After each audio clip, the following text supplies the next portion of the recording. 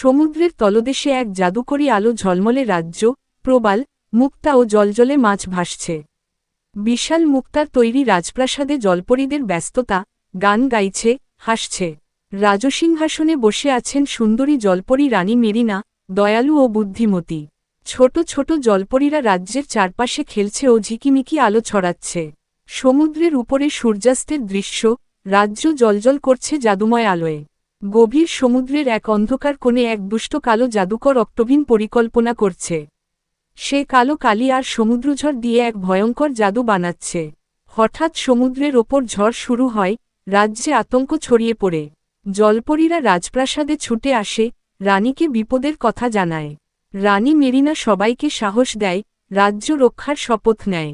রানী 3 সাহসী জলপরী, লীলা, নীলা ও কোরা, কে বেছে নেয়। তারা জাদুকরী মুক্তার তলোয়ার ও আলো নিয়ে অভিযানে বের হয়। অন্ধকার গুহার পথে সাঁতরে যাচ্ছে তারা, সামনে আলোকিত পথ। পথে বন্ধুভাবাপন্ন মাছ ও সমুদ্র ঘোড়া তাদের সাহায্য করে। তারা এক জাদুকরী দরজার সামনে পৌঁছে, দরজায় প্রাচীন চিহ্ন জ্বলজ্বল করছে। দরজা খুলতে হলে ধাঁধা সমাধান করতে হবে, লীলা মনোযোগ দিয়ে উত্তর খুঁজে বের করে। দরজা খুলে তারা প্রবেশ করে এক রহস্যময়ী আলো ও ছায়ায় ভরা জগতে।